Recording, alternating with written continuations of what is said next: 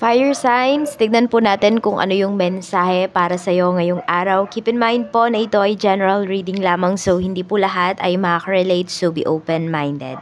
Sa mga hindi pa po nakasubscribe dito sa ating channel, please subscribe na po kayo and palike na din po ng ating video. At sa mga nais po mag-avail ng ating private readings, ng ating Evil Eye Amulet, ng ating Tears Bracelet, makikita nyo po yung link sa description box. Tarot Intentions by Aliana Reyes.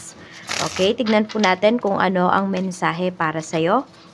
We have metamorphosis. So, may mga pagbabago sa life mo. May mga, may mga rare ba na nagaganap sa life mo ngayon? Or sabihin natin, not the usual. No? Pwedeng naninibago po yung iba sa inyo sa mga pagbabago sa inyong buhay ngayon. Tignan natin ano pa yung mensahe para sa'yo. We have resources. Okay, so pwedeng pagdating sa iyong kaperahan, may mga pagbabago, may mga malalaking changes na nangyayari. So yung iba po sa inyo, pwedeng natutuwa kayo sa mga nangyayari or nahihirapan po kayong mag-cope up sa mga pangyayari sa inyong finances ngayon. Sabi nga dito, use wisely as you need it and as needed. Okay. So, tignan natin ano pa yung mensahe pagdating sa iyong kaperahan. Sabi dito pala, be grateful for what you have and have something for the future. So, totoo naman talaga yan. Dapat hindi tayo, parang sabi natin, yung bukas ba yung palad natin, yung ang bilis mag-sleep ng money sa atin. Dapat daw hindi ganun. Kung meron tayong nare-receive na money, dapat yung konti doon, or pwede nga yung mas malaking part is tinatabi po natin, and yung konti lang yung gagastusin natin. By that way is makokontrol natin yung ating kaperahan. At yun nga, meron pa tayo para sa future. Hindi tayo mangangamba. So, tignan natin. Okay, so we have unbothered. Okay, so unbothered. Yung iba pala sa inyo, pwedeng yung mga pagbabago na yan sa life ninyo, ayan, or sa finances ninyo, hindi naman daw kayo nangangamba. Pwede nga yung iba sa inyo, fire signs, and is you have already saved money, di ba, para sa future po ninyo. So, tignan natin ano pa yung mensahe. Okay, so we have in their head. Overthinking, stress, and analyzing. Merong unbothered dito, pero meron din naman po dito is nai-stress. Ayan yung pinapakita sa atin na energy. So, tignan natin, ano ba tong mga pagbabago na ito, Spirit Guide? Spirit Guide, ano po ba itong mga pagbabagong ito pagdating sa life ni Fire Signs, Aries, Leo, Sagittarius? Tignan natin. We have 6 of Wands. Okay, so pwedeng ito po ay pagbabago pagdating sa inyong trabaho. Meron ba dito is kakalipat nyo lang ng trabaho, or may meron ba dito is may award po para sa inyo. But the thing is, pwedeng maraming tumututol, maraming may hindi gusto dito sa mga awards na nare-receive mo, or sabihin natin, sa tagumpay na nare-receive mo. May mga tao dito na hindi masaya para sa'yo. Pero unbothered ka naman para sa kanila. Bahala sila sa buhay nila. Basta ikaw dito ay, ayan, okay po yung iyong ginagawa at masaya ka. Ayan, proud ka nga sa iyong sarili ngayon. Tignan natin, what about these resources? We have King of Wands. Okay.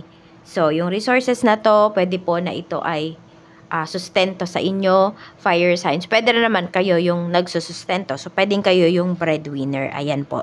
Nakikita naman, pinapakita naman dito na nagagawa nyo naman yung inyong mga iilan na gusto. Okay? Or yung mga wants po ninyo, nabibigay nyo naman yan sa inyong sarili. Saan ba kayo unbothered? We have 2 of Wands. So, may pag-travel dito. Some of you could be first time ninyong mag-travel. Or mag-travel mag-isa for some of you. So, parang yun. Wala kayong pake. Kahit mag-isa kayo, happy kayo, no? Na nakakapag-travel po kayo. Ayan po. So, tignan natin. Yung para bang wala ka talagang kaba na nararamdaman pagdating dito sa kahit na first time mong mag-travel mag-isa. Okay? So, tignan natin ano tong pinag-overthinkan. Regarding pa rin naman po sa pera. Ayan. We have 7 of Wands.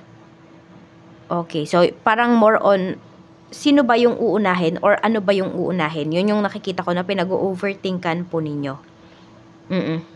Nai-stress kayo. Ayan. Okay, nai-stress yung iba sa inyo kasi tumatanggi po kayo. Pwedeng sabihin natin, medyo malambot naman yung puso ninyo, fire signs. Pero, this time kasi parang kailangan ninyong tumanggi. So, pwedeng dati may mga natotolerate kayo na ngayon ayaw nyo nang itolerate. Kaya, ayan po, tumatanggi na kayo dito. Kaya lang, naiisip nyo naman na kawawa naman sila, ganyan-ganyan. Basta, nandun pa rin yung naaawa ka sa kanila kasi tumanggi ka. Pero, kailangan mo silang tiisin kasi para matuto sila. So, meron kang mga tinuturuan ng lessons dito na hindi mo directly sinasabi sa kanila na yun yung tinuturo mo. Okay? So, mas more on pinaparamdam mo sa kanila. Ikaw nga lang yung nag-iisip dito. Yan. Merong mga bagay na unbothered ka at may mga bagay naman na nababothered ka. Tignan natin kung ano pa ang mensahe para sa'yo pagdating naman sa iyong pamilya. Spirit guide, pagdating po sa pamilya ni Fire Signs, kamusta naman po ngayong araw na ito? Mayroon tayo ditong King of Pentacles. Ayan, pagdating ito sa iyong family. Mayroon tayo ditong Knight of Cups. So, pwedeng may magbibigay sa'yo ng pera, fire signs ngayong araw, or it's either ikaw yung mag-aabot ng pera dito. Ayan o, kasi we have Knight of Cups and King of Cups. Merong help, parang helping hand, yun yung nakikita ko dito. Or pwede rin naman na nagtutulungan kayo ng family mo. Ngayon, we have the High Priestess. So, gamitin nyo daw yung isip ninyo kaysa yung puso ninyo towards this situation. So, sabihin natin, may nagbibigay po sa inyo ng pera. Though, hindi nyo naman kailangan yung pera na yun, pero tanggapin nyo daw. Ayan, kasi pwedeng kailanganin nyo din yun. So, alam nyo yun, huwag kayong tumanggi sa grasya. Ayan yung sinasabi sa inyo ni Universe. Ayan. Or kung sabihin natin sa inyo naman may tumatanggi. Meron kayong binibigyan pero ayaw tanggapin. E di, nasa sa kanila na yun. Basta ikaw, nag-offer ka dito. Tignan natin ano pa yung mensahe. Pagdating naman sa mga taong makakasalumuha mo ngayong araw, we have the world. So, yung iba po sa inyo, pwedeng ang mga nakakasalumuha nyo, mga strangers, mga aliens, stranger nga yun. I mean, pwede po kasi na mga foreigner yung nakaka-deal nung iba sa inyo or mga nakakasalumuha po ninyo. Pwedeng mga tao talaga na hindi nyo naman talaga lubos kakilala. Ayan po, we have the Hierophant. So, meron ba dito, nagtuturo kayo? Ayan. Hindi ko alam kung nag-tutor ba yung iba sa inyo. So, pwedeng mga bata, mga taong hindi nyo po talaga kakilala yung mga makakasalumuhan ninyo. Some of you naman, pwedeng ito ay madadaanan nyo lamang. Ayan, sila yung mga makakasalubong po ninyo. Pwedeng meron din naman mga professional. Ayan, pwedeng marami kayong mga teacher, professor na mga makaka-deal ngayong araw na ito. So, tignan natin ano pa yung mensahe. Hindi ko alam kung may conference kayo na aatenan, meeting, ganyan, training. Tignan po natin pagdating naman po sa iyong, or pwedeng meron kayong kakausapin na teacher. Check natin ano pa yung mensahe. Baka meron dito nagpapatutor, pinapatutor nyo yung anak nyo. Pwede rin. Tignan po natin ano pa yung mensahe, Spirit Guide, pagdating naman po sa kaperahan. Sa kaperahan, we have 3 of Wands and we have 4 of Swords. Ayan po. So, gusto nung iba sa inyo, parang gusto nyo munang huminga. Ayan yung nafe-feel ko. Kaya pwedeng magte-take ng vacation yung iba sa inyo. Ayun, no? Kaya pala parang ayaw nyo munang mabother. Ayaw nyo muna na may makailam po sa inyo. Yan. Even din sa kaperahan po ninyo. So, parang nasasabi mo na hindi nyo ako pwedeng pakailaman kasi kinikita ko naman yung ginagastos ko. Okay? So, ayan. Pwedeng ine-enjoy mo talaga yung iyong kaperahan. Tignan natin. Kaya lang yung iba po sa inyo nakikita ko dito. If ever man magta-travel kayo, pwedeng last travel nyo na muna po ito within this year. Tignan natin ano pa yung mensahe for you pagdating naman po sa iyong love life. Sa love life naman, we have 9 of Pentacles. And we have 6 of Swords. So, yung person mo, parang hindi siya lagi present sa life mo. Yung iba sa inyo, kaya kayo magta-travel kasi pwedeng gusto nyo siyang makita. So, pwedeng pupuntahan nyo siya. Meron naman po dito, magta-travel kayo. Not magta-travel. Yung person mo, pwedeng tahimik.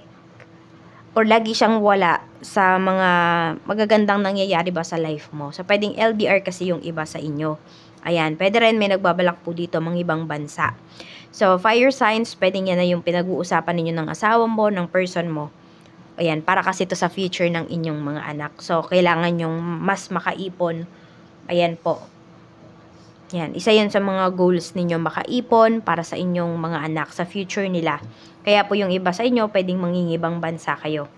Ayan.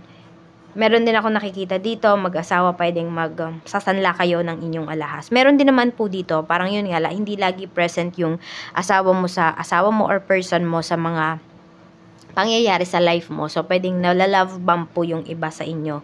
Yung binibigyan kayo, hindi nyo naman hinihingi. Para pag nag-away kayo, ayun, grabing mag-sermon. Grabing, alam mo yung parang, ano ba yung tawag dun? Hindi lang sa ginagaslight kayo. Nila-love bomb nga po kayo. Ayun, siguro nila-love bomb kayo. Ginagaslight din kayo dito at the same time. Masakit kasi siyang magsalita. Very direct. So, parang hindi mo naman hiningi sa kanya tas isusumbat niya sa'yo pag nag-aaway kayo. May ganyang ugali ba yung person mo or yung asawa mo? Fire signs. Tignan natin ano pa yung mensahe para sa'yo. Pagdating naman po sa iyong Pagdating naman po sa iyong negosyo. Sa negosyo, we have Page of Swords. We also have 9 of Cups. Ayan po, pagdating sa iyong negosyo. Okay. So, happy. Happy kayo. Meron meron kayong iniiwasan na opportunity, pero lapit to sa inyo. We have Death card. Ayan. So, di ba meron tayo ditong metamorphosis. So, may malaking pagbabago po dito pagdating sa iyong negosyo. So, pwedeng dati, sabihin natin, 2,000 yung kinikita mo everyday. Ngayon, pwedeng mas lumaki pa siya. Mas lumobo po yung iyong kinikita. So, pwedeng ito na yung simula nun. Kaya lang, dapat hindi mo iwasan yung bagay na to.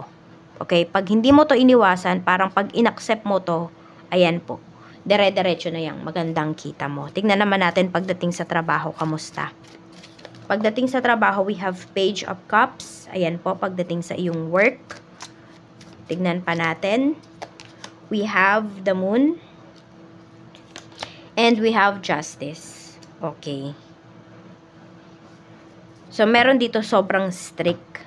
Parang binabantayan talaga yung kilos po ninyo pagdating dito sa trabaho. Actually, hindi lang naman ikaw. Okay? Nako-confuse tuloy yung iba sa inyo kung galit ba sa inyo yung tao na yun or hindi. Tignan natin kung sino ba yung nagsusungit na yan sa'yo na sobrang stricta. Ayan. Pinag-iinitan ka lang ba niyan? The Hermit. Hindi naman po.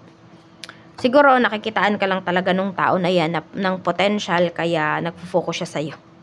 Kaya feeling mo, ikaw yung lagi niyang nakikita. Ayan. Ayaw ka nilang mawala. Yun yung nakikita ko dito. So, kung kayo po ay nagbabalak na umalis dyan sa trabaho, tingnan natin kung o-offeran ka ba nila ng salary increase.